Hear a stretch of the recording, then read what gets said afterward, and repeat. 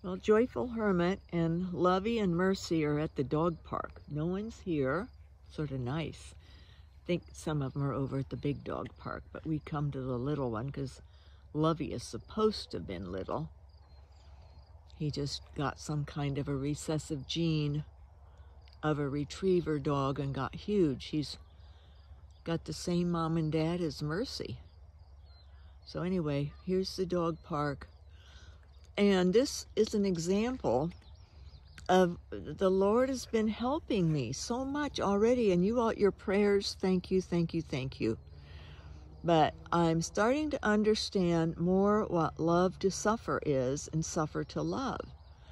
So actually, I'm going to talk about it in a stationary video, one that I do reclining so I can think better without as much pain as standing or moving around. But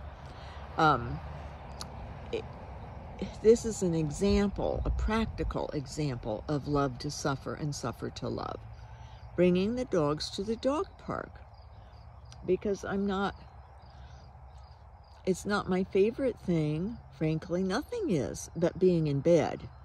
I've come to the point where being in bed is my best and favorite place, pain-wise. It's the easiest for my back, my leg, my neck, my arms. Well, no, actually my arms, I do better if I'm up walking around with the arms usually. They tend to go more numb around 4 in the morning. But no, it's being willing to do something, to love enough, or in this case, responsibility even. These poor animals are sacrificing their lives for me. It's not fun being my pets. They don't have fun. They hang out with me all day. If I need to go outside to do a little work, which I finally did today, felt well enough and was out for a couple hours trying to get some stuff planted. And it takes me a long time. I ended up having to move a rose because I didn't quite have it where I thought where it should have been. So I do stuff like that, or switch the different plants around, or get sidetracked like I do talking. And I started then using weed poison on some weeds. So they had to go in their crates then for their afternoon nappies. And of course they get a treat, so they go right in. They're excited because they're very food oriented. But so they just hang out. They're in the house with me. Mercy's usually up on the bed, and Lovey is on a bed right beside the bed. He happens to like this one bed a lot. Yeah, I think more than being up on the bed. Well, for one thing, Mercy sort of doesn't like him up on the bed because she wants that to be her spot, alone with me. So, anyway, he seems very satisfied in this bed that he's taken over as his own, a dog bed, and curls up on that and then looks up. His head leans up against the bed frame. So he's close. Anyway, they're very attached to me, but it's because of food, I'm sure. And but they keep me going. I have to take them out several times a day, and they literally keep me getting up and keep me going. Or I wouldn't get out of bed. That was 2 years ago. I wouldn't. So bringing them here in the evening, and trust me, on days like, was it last night? No, a couple of nights I was too upset and too much in shock. Plus then we had unusual rain. So I had an excuse. I couldn't bring them. But it's extra effort. Get them in the truck. And then they, sometimes if other people are here, they'll fuss getting out of the truck. In fact, I think someone's coming, so I'll make this short. But this is my responsibility to them, and my love to them, my gratitude to them, is to bring them to the dog park. And it's the right thing to do. They deserve it. They need the exercise. I don't have a fenced yard. So that's the love.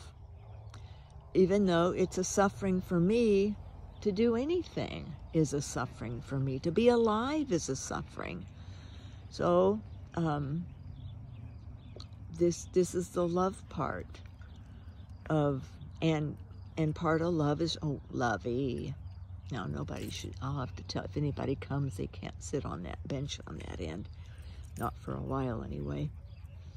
But, yes, it's responsibility is part of love, obligation, even guilt. I feel guilt a little bit, I have to be honest.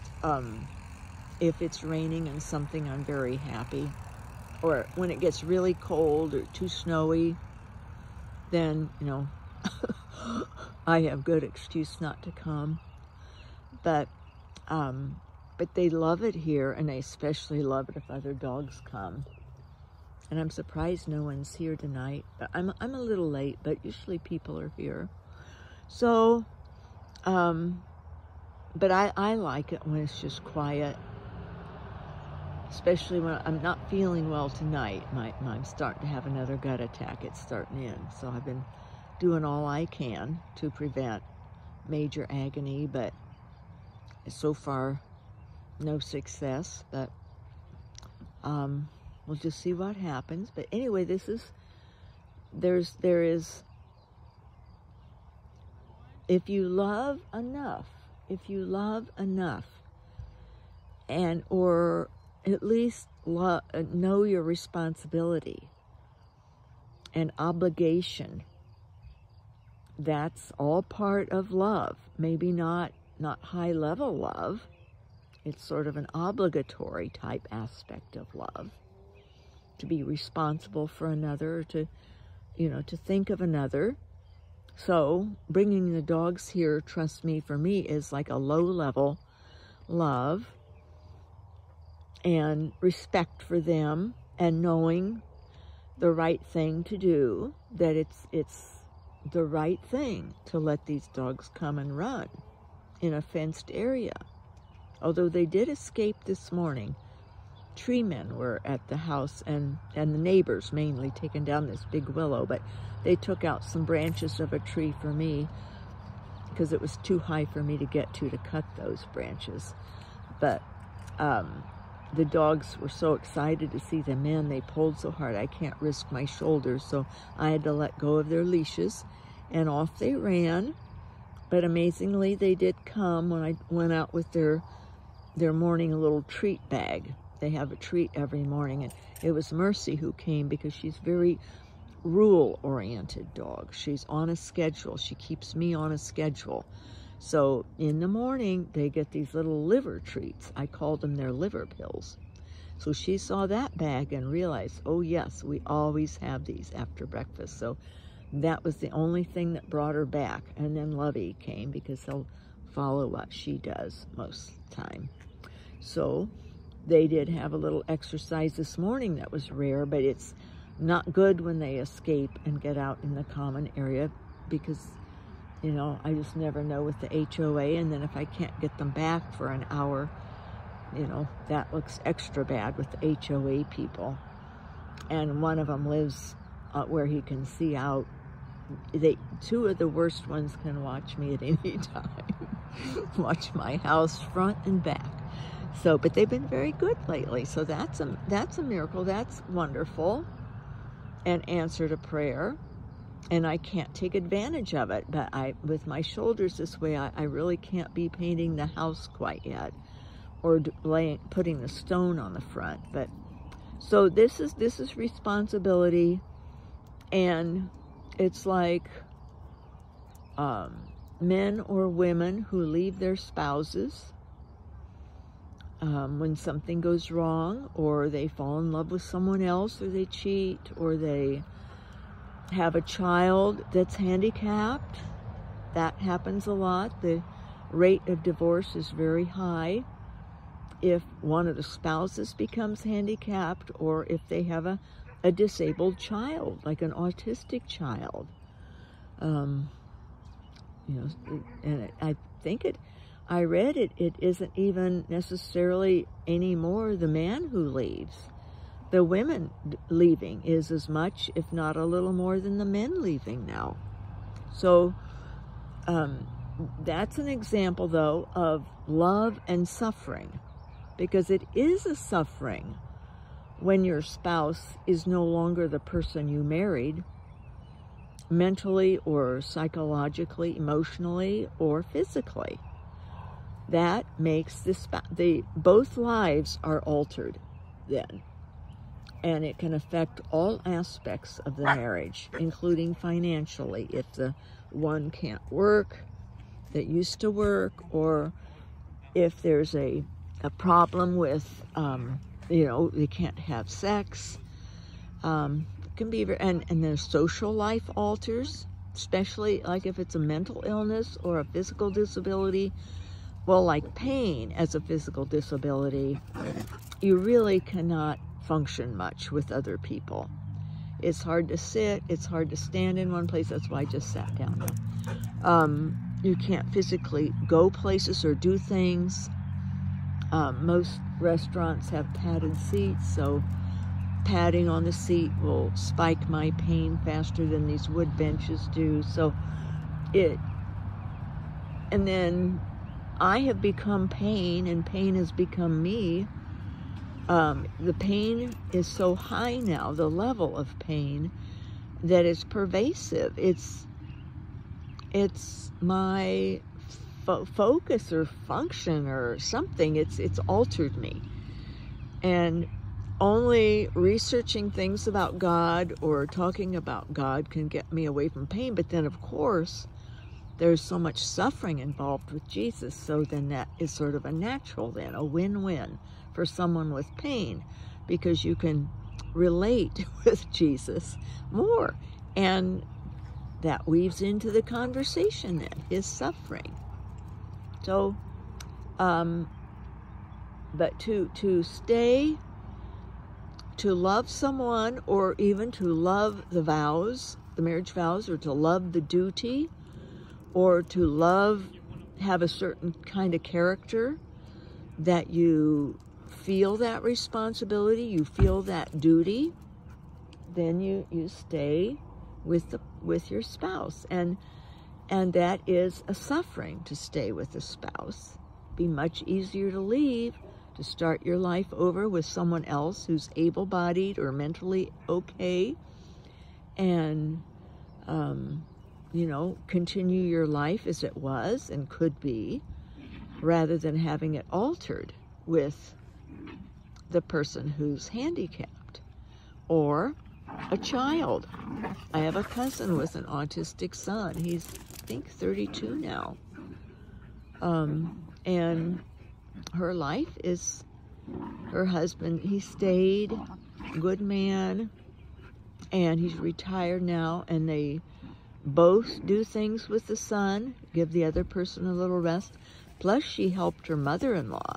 Her mother-in-law lived to be, I think, 103, and was active up until a couple of weeks before she passed. So, as far as able to be up. So my cousin would go over there daily and do the shopping for her, because she couldn't drive anymore and that type of thing, but she was mentally alert and up and out of bed and could get dressed and things. So very sacrificial people. That's love.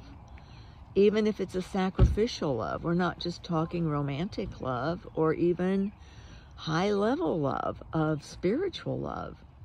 It can be basic love of just simply doing the right thing, based on what society thinks, out of guilt. You know, well, what would people think if I didn't continue on and allow my life also to be altered, to suffer this with the other person? So that's an aspect of love, to suffer. And I didn't have it quite right.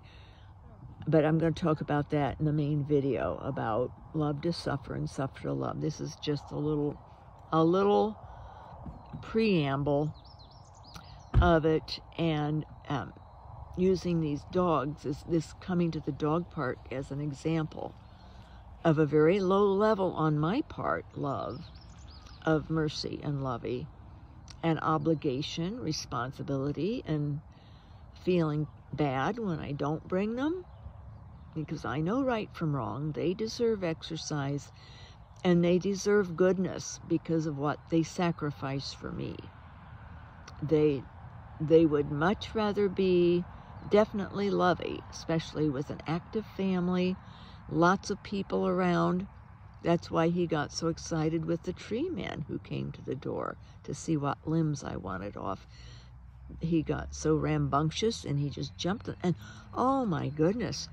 Later then, I went to the mailbox and had to talk. The man came over and said, you know, they were ready for the check. And Lovey just grabbed a hold of his legs with his paws around him and dragged along as the man was trying to walk, because he was just so desperate for attention. So they suffer living with me because I'm not active. I can't have them grabbing onto me or jumping up or anything. And I don't want them jumping up on anyway, but he's still very rambunctious puppy. I'm trying to train him not to, but they don't have people come to the door, but rarely. I'm a hermit. So it's a sacrifice for them, and I feel that they deserve all the good that I can provide for them and do what I can. So that's why I try to get my body here and them every evening and let them run and play. We found their balls. I couldn't find them. Finally found them in the house.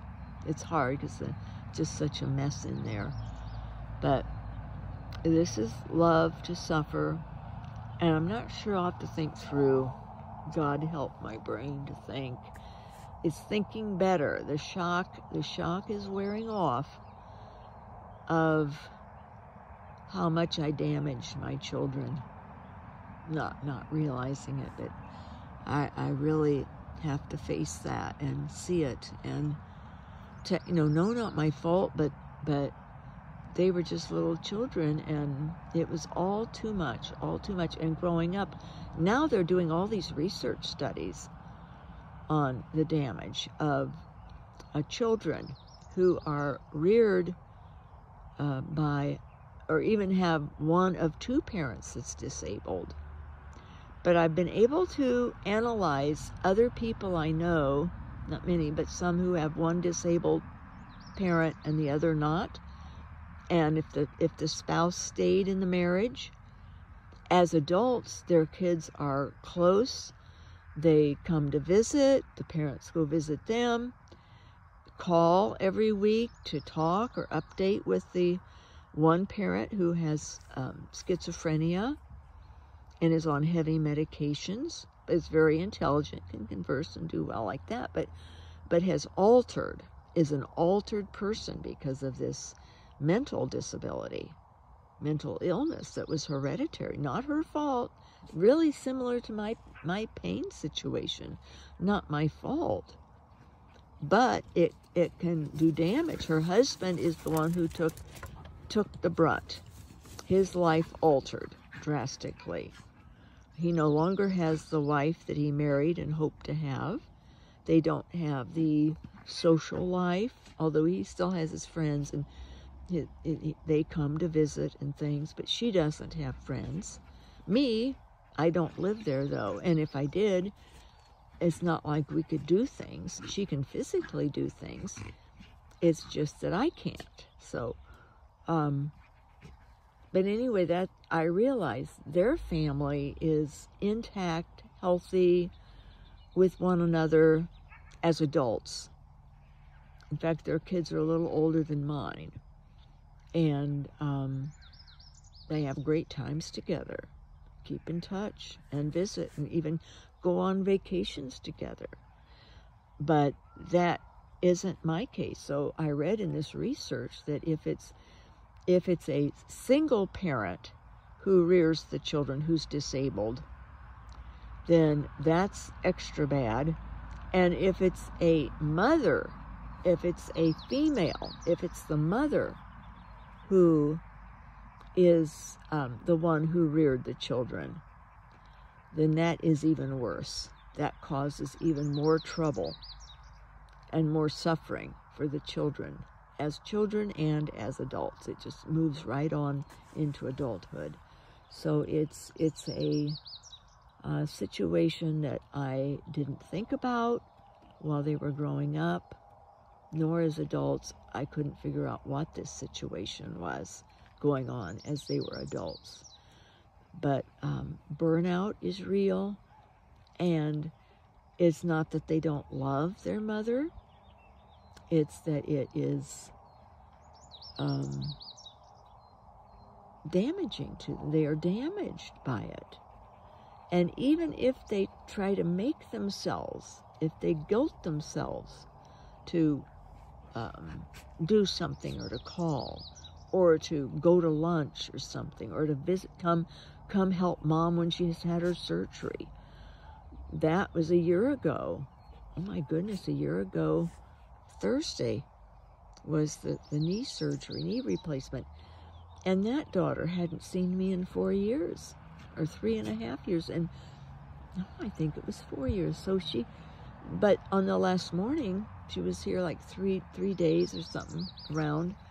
I was in the hospital 1.5 of the days, so it wasn't that long that she had to be around me, but it was already too much.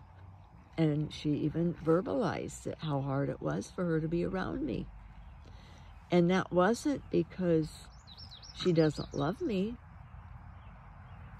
It was, and I was grateful that she expressed her feelings, because she's the one that doesn't express her feelings. Bottled up as a child and adult. So it was like the first time, or second time, I guess it was, as an adult.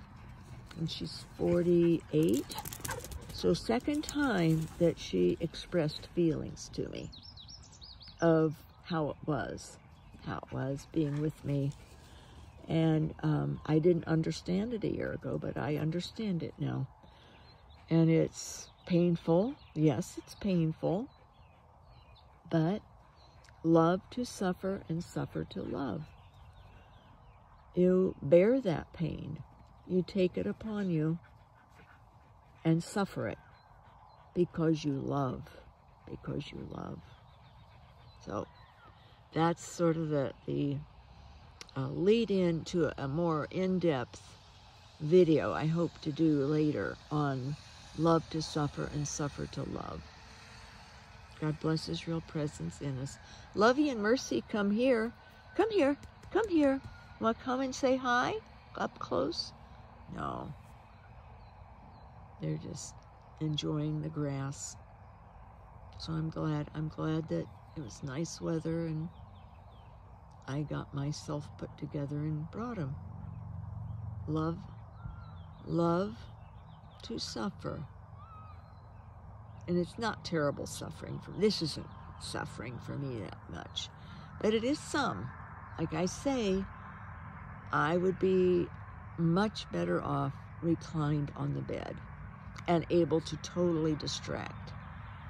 And not to have driven, even to sit to drive or to get them in and out of the truck, because Lovey does pull on my shoulders and they're starting to heal up a little, but one jerk and it can take it right back. So both shoulders. So that's, it's beautiful. Isn't it lovely here? Beautiful here. They've got these little benches. They have little poop bags over there. And yes, it's just, God made sure nobody was here tonight so I could do this little video. Thank you, Lord. And He also helped me find little child Jesus, helped me find their balls in the house. That prayer, a lifelong Catholic older woman taught me 15 or 20 years ago it's been. Little child Jesus, lost and found. Help me find the puppy's balls around or on the ground. I try to make it rhyme. Then when you find them, find whatever you're looking for, and I always do, and it's relatively soon, then thank you, child Jesus, or thank you, little child Jesus, for helping me find the balls, because these dogs have been wanting them here. If Zeke comes, Zeke is the dog with the man who got very angry over my being Catholic. He's been wonderful since. He's a very nice man. That was just a horrible shock that night. Nothing painfully shocking, but sort of scary. And he avoided then, and I sort of avoided him too, but then I realized, no, I don't want to. I want to make amends with him. So he started coming back, and in this dog park rather than going to the other or going at other times. Or if he'd drive in and see me, then he'd leave. And I thought then that wasn't good. We're supposed to, make amends with people and forgive and all. So we had lovely conversation a couple nights ago. So, and little Zeke he brings a couple of balls for Zeke, and Lovey steals it. He had 2 balls in his mouth, Lovey did. And then Lovey plays keep away, and I can't go around running around trying to catch him. And he knows it's a game. With him, it's a game. So it's hard to get the balls back. So I was extra grateful to find their own balls to bring, so that they won't steal Zeke's balls if Zeke were here. God bless his real presence in us. And thank you, Lord, for the dog park, whose fenced area is less than a mile from my hermitage. So it's very convenient.